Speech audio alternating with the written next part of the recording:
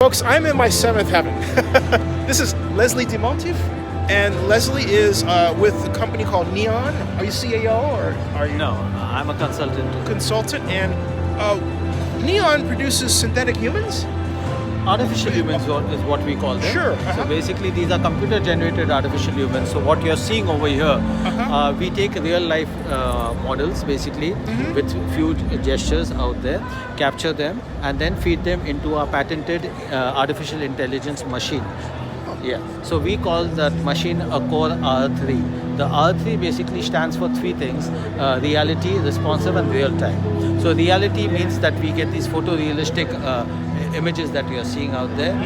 Responsive means that the neons can actually respond to you, and real time means they can respond to you in real time. As of now, we are talking about real time for the simple reason that it just has a lag of about 20 milliseconds, which means you smile, I smile back, that's about 20 milliseconds. The AI engine that we are talking about, the Core R3, works on three kind of broad technology segments. So we have behavioral neural networks that run in the background. Now, typically you talk about deep learning neural networks, but these are behavioral neural networks. This is proprietary. And then we have what is known as evolutionary generative intelligence. And the third part is computational reality. All these three, our strength lies in all these three segments being integrated into our Core R3 engine. But even that's not what I'm talking about. What we are displaying here is the capability of the Core R3 engine. The neons actually are showcasing the capabilities, the prowess of this technology.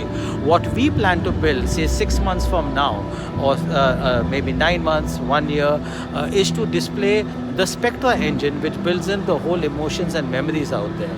So effectively what will happen when we combine Core R3 with the Spectra engine, you are essentially going to have a neon that is capable of interacting to you, which looks real, which can respond to you in real time and can also build on those set of interactions. So for instance, if there is a neon that I create a neon called Leslie, for instance, it will have a life of its own because it will build on its memories. It can build with a set of interactions. Can you do this with family members? You can do it with any, but they'll have a life of their own. So neons just cannot be created because the neons are created by us. I ask if you want to remember someone who's passed away. We haven't really thought about those kind of scenarios. What we have thought about are to begin with B2B applications and a few B2C applications. Yeah. So for instance, a neon, if you walk into a showroom, for instance, and a neon greets you. Now the neon doesn't know anything about you at this point in time.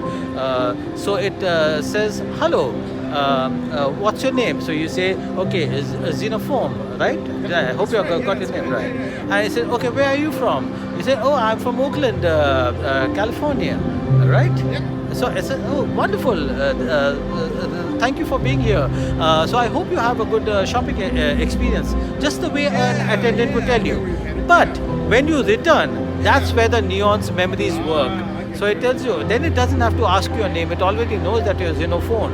And it just tells you, hey, Xenophone, hope you had a lovely time in our showroom. Hope you got the clothes to buy that you actually, the clothes that you wanted to wear. I think the other question I have to ask is, have you thought of approaching Disney Imagineers with this technology, because they have audio animatronic robots and it seems like a perfect marriage, right? So we are not thinking about animatrix, we are not thinking about robotics, we are not thinking about cyborgs, we are not thinking about humanoids.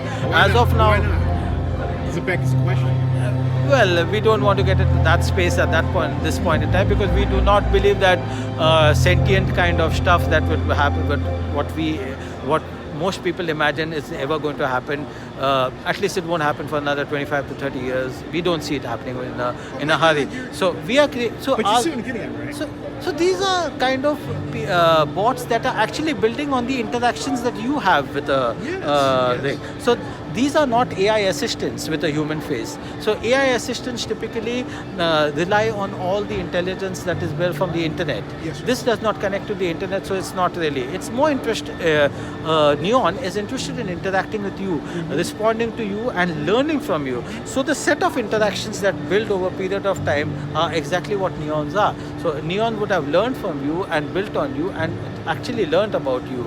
So the next time you come and meet a Neon, it says, okay, Xenophone, let's have a conversation, let's build on this conversation, or probably have some more kind of. So if I'm walking into a shopping center or a library or So you could be a customer service agent. A Neon could be an airlines. It could replace or be a very good complementary thing for the kiosk. It could be in the healthcare, looking after patients. It could be a companion for the elderly.